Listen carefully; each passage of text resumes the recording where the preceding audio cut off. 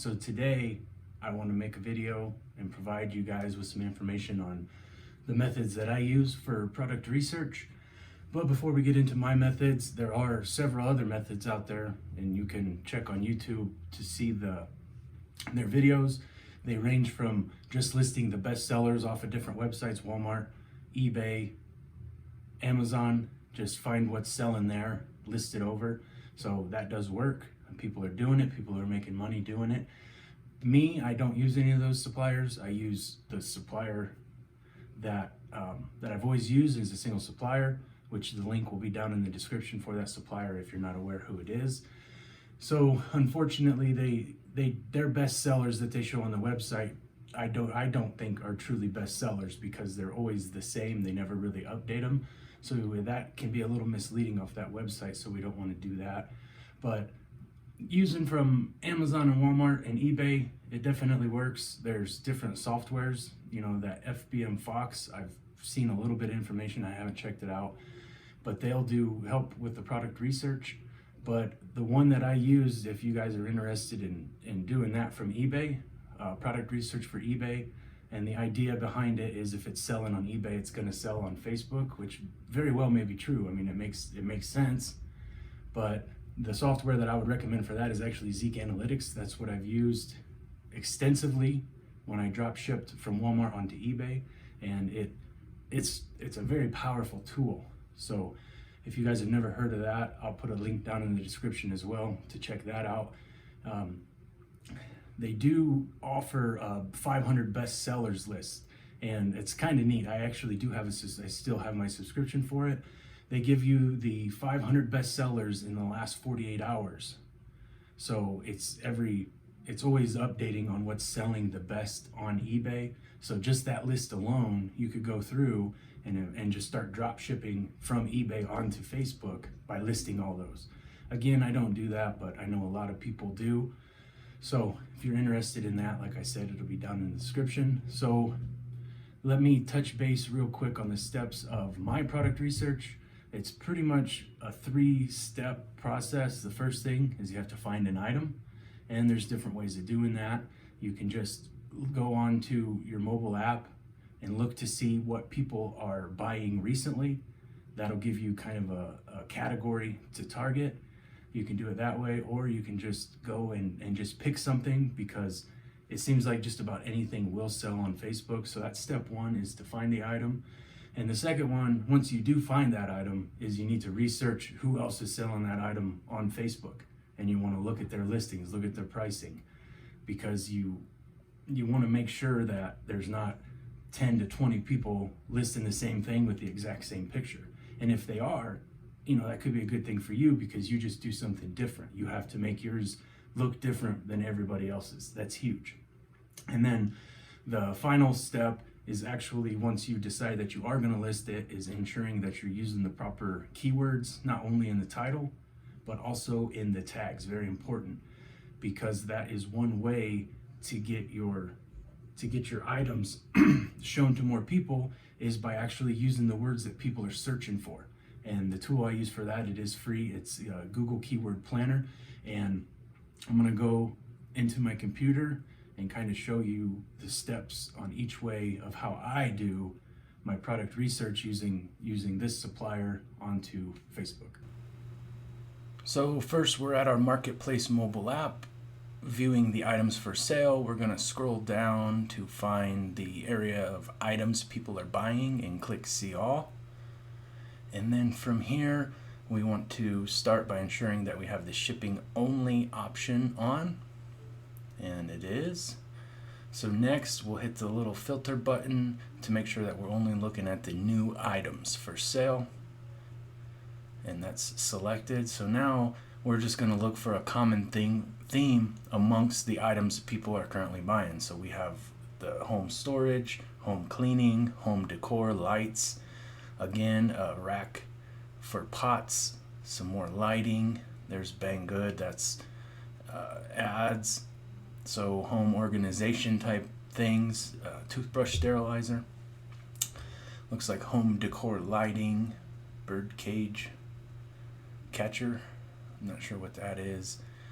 It looks like an aquarium cleaner, cars, home. I'm seeing a lot of home goods, a lot of home organization, and that is usually a pretty good seller. So we'll keep looking a little bit more. Mosquito killer, home, canopy. There's those rack sets again. An outdoor globe. So I'm seeing the common theme here is home type organization. So I think that's where we'll start with. So let's go ahead and jump over to the supplier and find something. Okay, so home storage it is. So here at the supplier's website, we're going to type in home storage. Let it bring up some items. And then, of course, we always have to make sure the warehouse is the US. Let it filter out those. And we will look. So generally, I like to only list up items with at least 100 or 50 at the bare minimum. So that way, if it does catch on, I'll be able to sell it for a while instead of just selling, five or 10 because they run out. Plus, if they have 100, it makes it easier on tracking for stock, and you don't have to worry as much. So we'll take a look here. We got 100. These are all good. This one right here looks pretty good. 195. It's only 33 to sell. It's a three-tier storage rack. So I think this will be our item here that we're going to go ahead and see if it would make a good fit onto Facebook. So we will open that up, take a look at it. Okay. So the first step is going to be to just copy the title straight up. There's a lot of lazy drop shippers. So we want to see on Facebook how many of this exact picture or this exact item is being sold. So we'll come over onto our Facebook. And in the marketplace, we'll just paste in that. Okay, so now we're just going to take a look to see. Let me split screen these. Oops, sorry guys. Split screen these so we can see them side by side. Okay, so this is the item here. And we want to see if other people over on this other side have the same item and how many. So we're scrolling through. This one's similar, but it's not the same because the posts are different. So seems to be a lot of them listed up, and I am not seeing so far. That one looks like that might be the same one. Yeah, so we've got one there. So we found one, and these are all different. Price is 28, that's a slim, and we're at 33, so not terrible. So we're gonna, yeah, I'm not seeing, there's a white one that's similar but not the same. So just based off of competition, it does look like there's a market for them because there's a lot of them that you see listed, and of the exact same item, I think it's only this one is the exact same one. So over here, and then let me bring this back up, we want to look through the pictures to see, obviously we want to try to stay away from the stock pictures when we can. Okay, and then yeah, right here, that's the exact same picture that we had over here. So this is the exact same item, which is fine because we've got other pictures that we can put up, so we can have a different picture. And that's a big thing that you want to stay away from is putting the same picture as everybody else has. It's okay if 10 people are selling the same item. It feels like a different item if you use a different picture. So it's important to find what pictures the other people are using and then use a different picture, because if you have a bunch of the same pictures, people are automatically going to go to the cheapest price of all of the same pictures. So, and you probably don't want to be the cheapest, because then that way we're just driving prices down. So with this one, I would say it's a good one because we only found the identical item once, and we can choose between a couple different non-stock photos on this. So I would say that this one is definitely a good one. So the next step is going to be to find out which keywords that you want to put not only in the title but in the tags. And the way that I do this is I actually use Keyword Planner from Google, Now you do have to have an account, but it is free, and it's through your Google Ads. So you can just type in Google Ads, create an account, and they'll give you a number, as you can see up here. And I'm not active because I'm not actively running any ads right now. But you come into the keyword planner and discover new keywords, and then what you'll do is you can just paste in the title, and then that's a good starting point. So what it does is it tells you the average monthly search results for that title is 0 to 10. So that's not good. That is terrible. So that whole title there isn't, and we kind of figured that.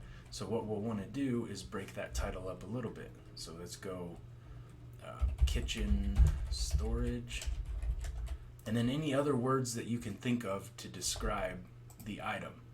So this would be like a storage rack,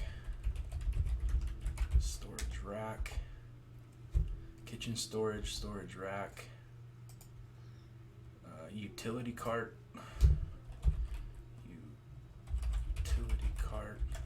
it's a black cart, black kitchen, and just start typing words that you would possibly consider using on your tags. So kitchen, and then once you get a few of them in there like that, you're going to hit enter, and then the key about what this does is it's going to give you suggestions based off of that. So right here's the ones that we typed in, and you can see kitchen storage, 10 to 100,000 average monthly searches. So those are really good numbers. Even black kitchen, those are high. So those are keywords that you want to use. And the reason that you want to use those is because if there's that many people searching each month for those exact keywords, and you have those keywords associated with your listing, the chances of Facebook showing those to people are higher because they are out in the world of the internet searching up those. And that's kind of how Facebook is able to give people what they think that they want to see, is based off of what they search on other websites. So using this information, you're going to greatly increase your chances of Facebook putting it in front of people, because there's so many people out there looking for stuff, for this stuff. So black cart, that's not, you don't want to use that because only 100 to 1,000 people search that a month. So that's not going to help you out. So then we come down here. So, and as you see, it gives you ideas. Kitchen cabinets.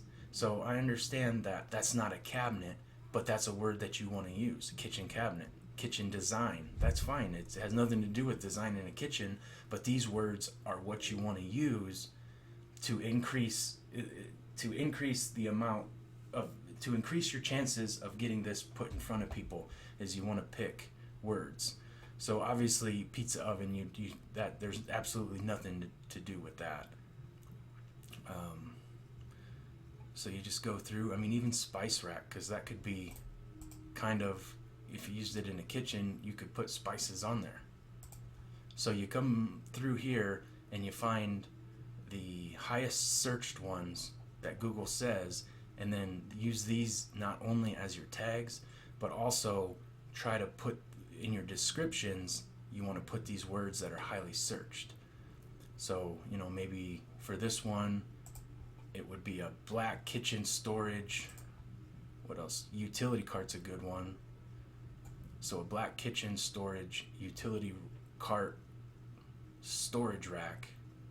You know, you just want to make it sound natural using these words as much as possible. And then what that's going to do is it's going to increase the chances of Facebook putting that up in front of people. And then that, of course, in turn is going to increase your views, which more views means more sales. I know not always. Sometimes you get these crazy views, but you're not selling anything. So it's not perfect. This is not really a perfect system, but this is a way that if you follow through with it, you will notice that your views will always be better than they were without using it. Now, sometimes you get lucky and you hit some gold mines without doing this, but what this does is it definitely helps improve your chances. Now, I'll be honest, I haven't always, and I don't always use this. Sometimes I'll just get in the listing mode and then I'll just start listing stuff without doing any research. And doing it that way, it's bulk. You just have to do a bunch, and some of them are going to stick. But what I have found is that when I stick to this and take my time on the listings, I get a lot more listings that get more views versus just putting stuff up randomly. So I hope this helps you guys a little bit, helps you understand how the different ways to better pick your items and things like that. And I guess if you like it, go like the video, go ahead and hit the like button and subscribe. And until next time, happy selling, guys.